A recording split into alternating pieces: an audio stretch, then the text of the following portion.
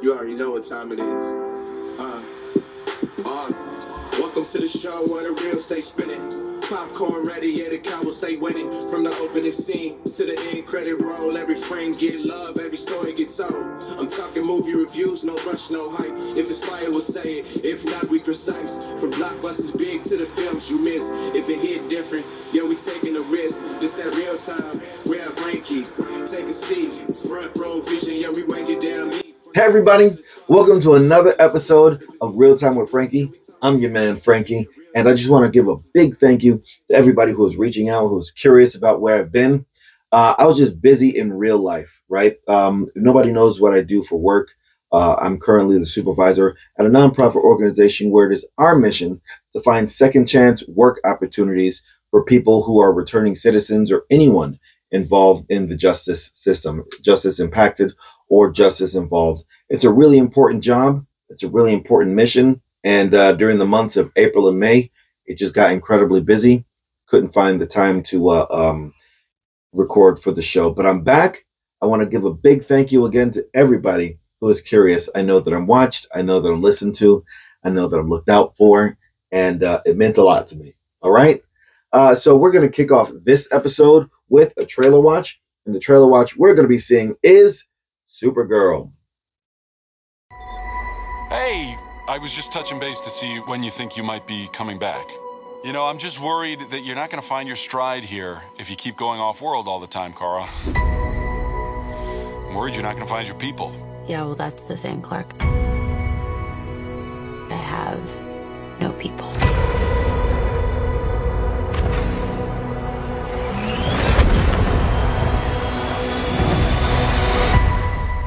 Oh, miss wherever you are, buddy.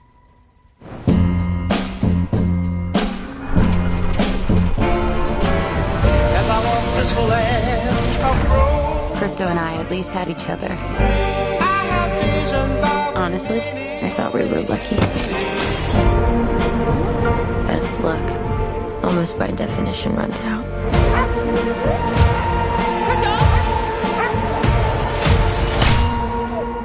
What can I do?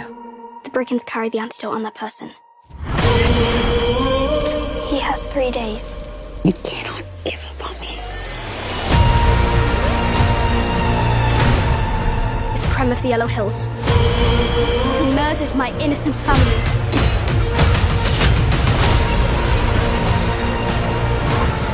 Just do what I say. And don't die. This does not look like this is gonna end well. For you guys.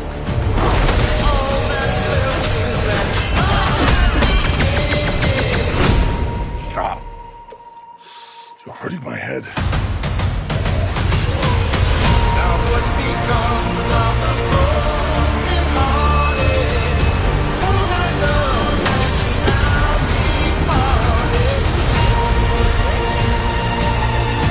Revenge.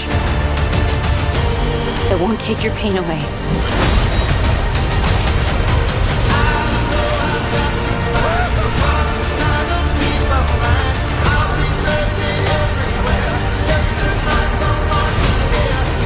Your eyes are beautiful when you cry. Lot of pain, lot of suffering. There is no home without you, buddy.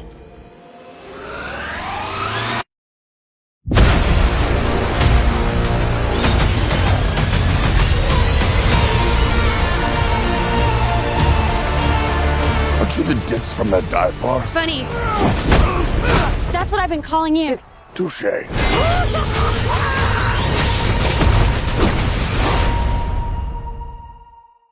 I'm very excited about this James Gunn film, right? If you don't know James Gunn, he was responsible for the Guardians of the Galaxy trilogy over at the Marvel Cinematic Universe. I think he did a phenomenal job writing with them over there.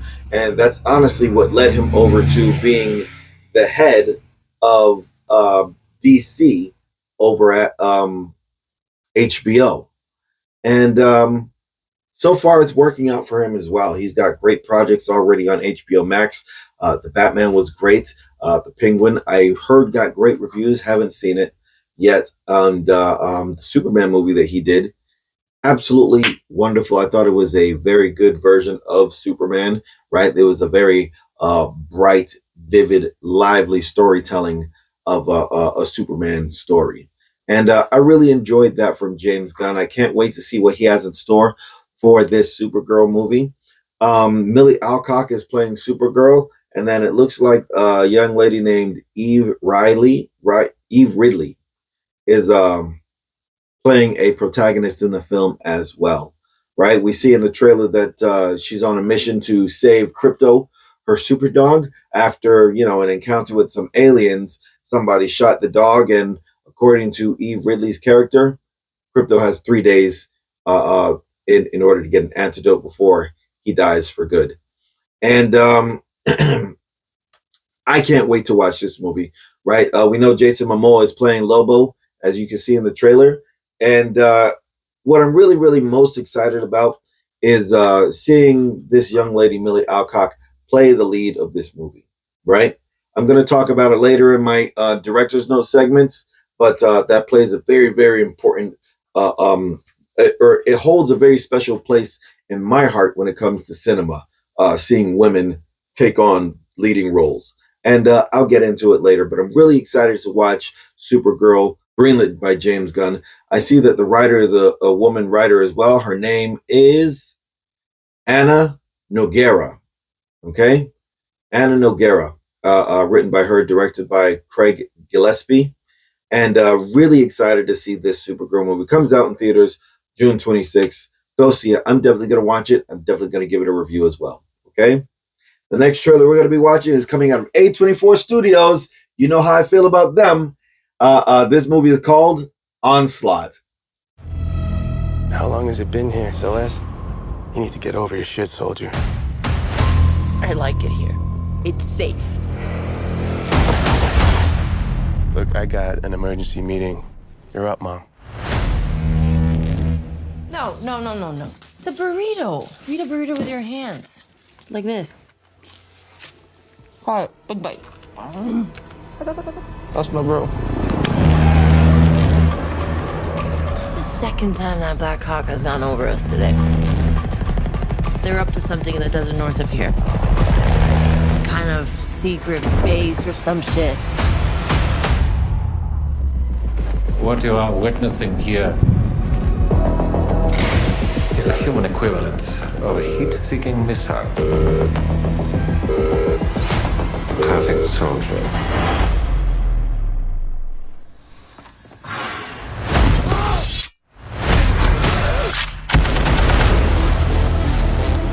Would you mind telling me what I'm up against tonight? We're set out to create an ideal combatant to be deployed against the domestic populace. These men are conditioned to kill until they are stopped. Do you have any practical advice for engagement?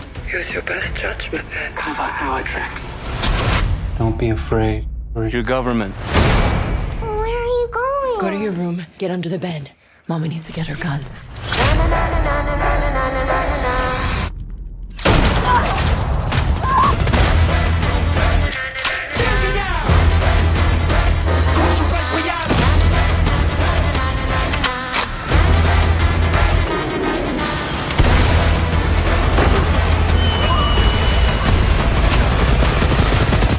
Cover your ears. Why? I'm just gonna say a lot of bad words, okay? Come on, you little bitch! Wrong trailer park, motherfucker! So, I'll be honest with you. I'm going to watch this movie. If I watch this movie, it's only going to be off the strength that A24 is releasing it. So, I've already talked about and praised A24 for the movies that they've released in the last few years. Their trajectory is moving upward. Okay, they're releasing a lot of great films. I actually just watched the drama starring Zendaya and Robert Pattinson. And again, I thought it was great. Y'all can check out my movie review for that movie as well. And but A24 is putting out a lot of great stuff. And if I watch this movie, it's only off the strength of knowing that A24 is releasing it. But other than that, I really don't care for what looks like is going to be an action piece. Action movies, it just thrills the senses, flashing lights, loud explosions, chase scenes, stuff like that. I personally care for, a good story, something impactful. Even it doesn't even have to be impactful. It just has to be interesting enough to tell. And I'm just not getting that from this movie. Again, if I watch it, it's only because A24 is going to release it. Maybe there's a twist in the movie somewhere, But at this time, it just looks like some, post-apocalyptic action piece. And I'm really not feeling it. But I'm not going to tell you to watch it. If you go watch it, come back and tell me about it. If I haven't seen it by then, maybe you all can inspire me to give it a watch. But that's it for the movie trailers. I want to get into a segment. It's a new segment. I promised it to you all months ago, and I finally got around to doing it. Like I said, the month of April and May were very, very busy for me. But I recently watched a movie, and it wasn't on the list that I showed you all earlier. This is the list. It's not on this list, but I feel like this movie is popular in Black spaces. I finally got a chance to watch The Cheetah Girls. I finally got a chance to watch The Cheetah Girls starring Raven Simone. It also has Adrian Ballin and Kylie Williams. Adrian Bayon, I don't know. She's currently married to the gospel singer Israel Houghton. So Adrian Ballin Houghton. That's who she is. Starring Raven Simone, Adrian Ballin, Kylie Williams, and Sabrina Bryan. Okay? Lynn Whitfield as well. And oh my goodness. I gotta let you all know, I was not happy with this movie at all. Maybe if I seen it when it came out. This movie was released in 2003. In 2003, I was in elementary school. So maybe if I saw it then, I'd have been as, pressed about other people who liked it as well. Ask anyone between the ages of 35 and 45 what they think about Cheetah Girls, and all the women love it, right? This movie, like I said, very popular in Black spaces, but I don't know. Maybe if I was younger when I saw it, I would have enjoyed it. But watching it in my big grown age, I was very, very upset at this movie. I'll say the first thing I absolutely hated about this film, or one thing I hate in general, is just sexualization of young women in film and TV. And while nothing crazy was going on in this movie, it was just how obsessed these girls were with the boys they were going to school with. Maybe that's what it was like back then. That was not my elementary or middle school experience. I was just friends with every girl I knew. Honestly, it wasn't until high school I knew what to do beyond liking them. So it just wasn't my focus. I was going to school to learn, and I was hanging out with my friends. So if that's what it was back then, I don't know. But I was. It just made me upset seeing especially that one Kylie Williams. How she just is just fawning over these boys. And then you learn that she grew up to be in that music group 3LW, and she herself expresses some very wild things about her time in the music industry. That type of exposure to a young lady at a young age creates those kinds of experiences and habits for them, I believe. So I just didn't like to see these girls so obsessed with these young boys at school. If that's what it was back then, maybe. But in my big grown age, I hated to watch it. Anyways, the next thing I didn't like was Raven Simone in this movie. Her character is supposed to be biracial, and I just wasn't seeing it. You can put long straight hair on anyone; it don't change the fact that she is black. And you find out that Lynn Whitfield's husband in this film is Hispanic, and I'm like, are those supposed to be her parents? So stuff like that in this movie. To me, it was just cringe, but not in a bad way. It was more like, I can't believe they thought this would pass. So that was that. But I will say this: I do appreciate that they were either putting that in film, maybe having the conversations in the background about that type of diversity back then, right? In 2003, 2004, there was a lot of great content out there. And the diversity was included, but back then it was either groundbreaking or genuine. And today it's absolutely forced. You can't get a show or movie greenlit without a level of diversity in the film. And that's just money driven. If Spanish people aren't in the film, they fear that Spanish people won't go watch it. If black people aren't in the film, they fear that black people ain't gonna watch it. If white people, if Arabs, if gay people, if they're not in the film, they fear that they are missing out on an audience spending those dollars. And if that's the intention behind it, and that's why it's being forced on all the movies and TV shows coming out now, they've definitely got the wrong idea. So while I didn't like that she was supposed to be portraying a half black, half Puerto Rican young lady, I appreciate that the conversation or the action was taking place back then. Like I said, it was either groundbreaking or genuine. Okay. One more thing I didn't like about the film was the attitude that Raven Simone's character had. When she came upon this opportunity, the older folks, the folks older than me, call it smelling yourself. Like, oh, they reach a certain age, now they smelling themselves. Oh, you did a little something here and there. Now you smelling yourself. You think you got all the rights to do this. You think you got all the sense. And I agree. That's exactly what I was saying in my head when I was watching Raven Simone's character act the way she was acting, because she happened to stumble upon this guy who had a music opportunity for them. Jekyll Johnson was his name, Jackal Johnson. And I just, oh my goodness, her attitude changed immediately in the film. And watching her, let me tell you something. If the goal was to make sure her character was hated, they accomplished it. Okay. So I'm not even going to say I don't like Raven Simone. I love her acting in this film. It made me really, really, really dislike the character she was playing. All right.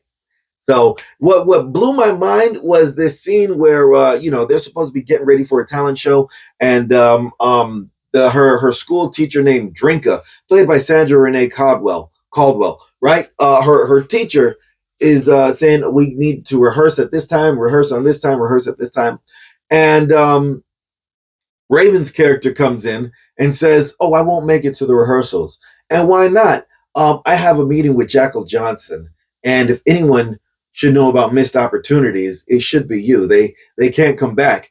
If I was there in that moment, in my big grown age, I would have had to address her character immediately. I couldn't have just stood there and watched her say this to a grown woman. I don't play with kids like that. I don't. Children in my life, I feel like the children that spend time around me, no, I don't play. So I just don't like to watch it. I don't like to hear it.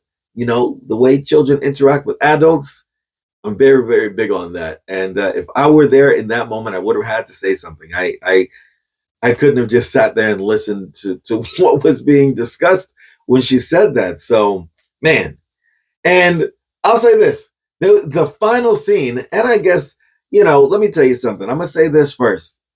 It was 2003 when the movie came out, and it's a Disney movie. So, I guess there needs to be a final scene at the end, and everyone's learned their lesson and this and this and this and that. But, for Raven Simone's character, her dog, escaped from the leash. She was walking the dog escaped from the leash, and the dog fell into a hole, and asked for some police officers to get some help. The dog fell into a hole, and immediately they're in emergency mode. It's a dog in a hole, but immediately they're dog in a hole. Let's go. This isn't good. This isn't good. And they go run. They, 30 seconds in. Hey, we need some backup out here. The most realistic thing about that scene is calling fire rescue, because I guess fire rescue has more so of the tools to do that type of stuff. We always see, the trope of firemen saving kittens out of trees and whatnot. So I guess they have more so the tools to do those type of things than police officers. But, I'll say the next realistic thing was the traffic jam that was being caused. But, the news reporter got out there to talk about the traffic jam, and then Raven Simone became the highlight of the news story. I just want my dog saved. I just need my dog saved. And this is happening while this talent show she was supposed to be rehearsing for is active, right? Talent show is happening. They see Raven's character on the news, and they stop the talent show to go see about her dog. It's a Disney movie. I got to remember, it's a Disney movie, right? Her cheetah girl friends are all in whatever different places they are, and they see her on the news also. They make their way down there to assist with getting the dog, and they just all happen to be dressed in their cheetah girl attire. And then what really tripped me out was at the end where the fireman is like, "Oh, the dog keeps moving further into the hole. We need to get him back this way. Is there something you can do?" "Oh, we should sing. Let's sing." And the cheetah girls give a performance and get the dog to come back out of the hole and whatnot. Let me tell you something. The movie, like I said, cringe, but not in a bad way. Cringe like, I can't believe they thought this was a good movie back then. But again, it was 2003. A lot of things were going on back then. So, I can't be mad at it, but I did not enjoy watching the movie. And I can officially check it off my list of Black classics that I haven't seen. So that was reviewing my Black card. And I'm going to take it over to the next segment. Here is Director's Notes. I want to talk about something, okay? There's a conversation Hollywood never wants to have honestly. Instead, it dances around it. It uses marketing techniques and headlines, but it rarely ever addresses it directly. And this is the conversation. Historically, women have not been the dominant force in women-led films. Not that there have been no successful women-led films, not that talented actresses don't exist.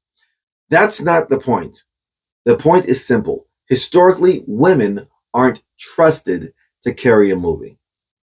Historically, men have been overwhelmingly trusted to lead major films, major universes, major action stories, comedies, trilogies, and even box office eras. And because of that, Hollywood has developed a horrible habit.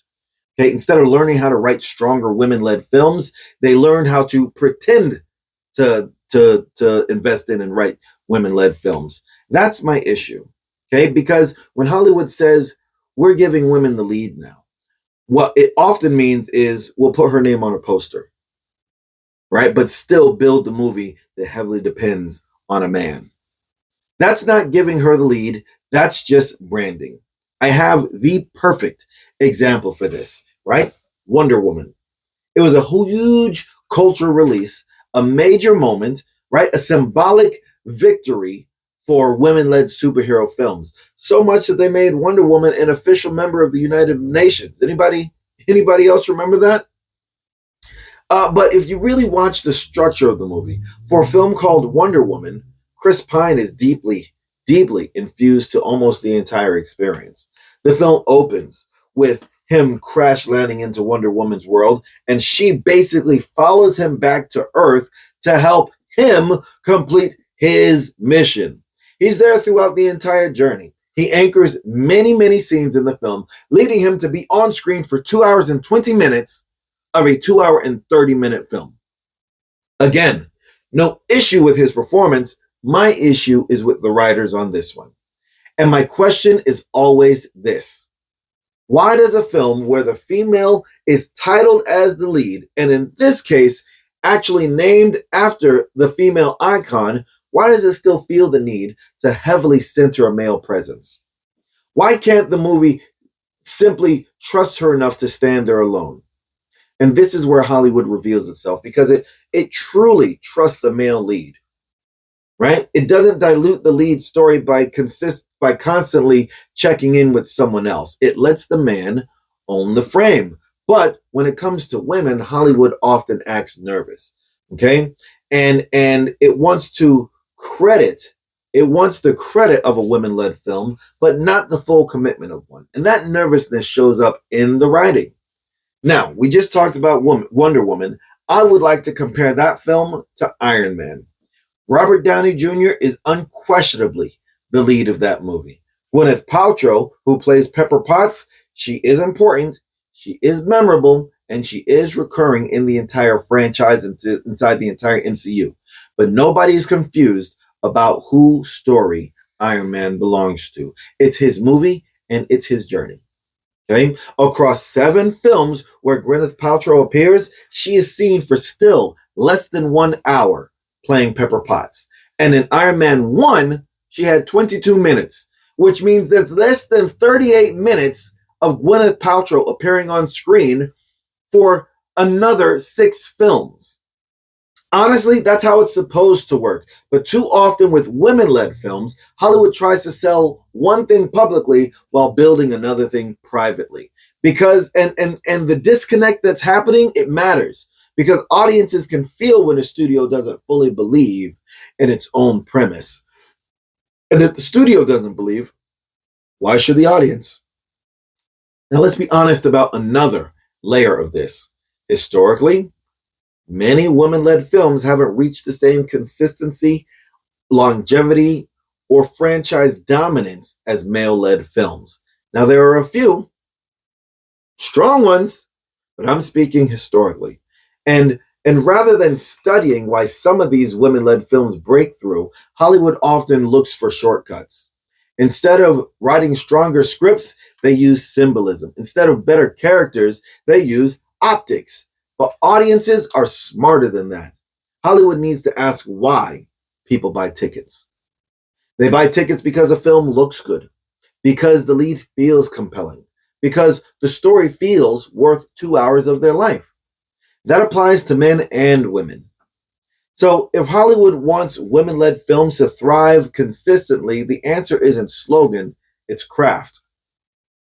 Write women more fully formed, right? Write women as fully formed forces, right? Not placeholders or characters who exist just to make a point. Write them dangerous, write them funny, write them brilliant, write them selfish, messy, write them magnetic, right? Write them with the same range men have been written for decades. And then do the most important thing of all. You ready? Let them lead. Not halfway, not with the training wheels of a male co-star. Let them lead. Let the story orbit them. Let the stakes rise through them, the women. Let the momentum belong to them. Let the momentum belong to her. Let the success or the failure of the movie rest on her shoulders. Because until Hollywood does that, it'll make keeping women-led films that feel like experiments instead of intentional. And that may be the biggest issue of all. Hollywood keeps treating women like special events instead of business as usual. That mindset limits everything. So no, the history may show the women have not led the majority of successful films, but if that history is going to change, Hollywood has to stop faking their confidence in women and start writing women's characters and women-led films with more confidence. Because if she is the lead, let her lead.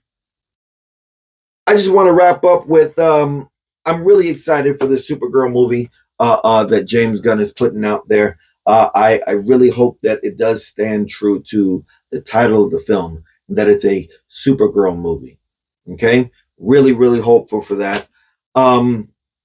This was something very, very important to me to speak about because, I'm very interested in breaking stereotypical norms, especially when it comes to film. Less franchises, less reboots, less sequels, more original content, stuff like that. All right. This has been Director's Notes. This has been Real Time with Frankie. If you're listening this far, I want to thank you for being here with me. If you're watching this far, I want to thank you for that also. Please like and subscribe to me on YouTube, on Instagram, all my socials, and anywhere that podcasts can be listened to. The name is Real Time with Frankie. For all my socials, at Discuss the Film. Okay? There's a link in my Instagram page. If you click that link, I promise it's not an OnlyFans. Okay? Go there. You can find me everywhere I can be found. All right? Once again, thank you so much for joining. I'll see y'all next time. Just that real time. We have Frankie. Take a seat. Front row.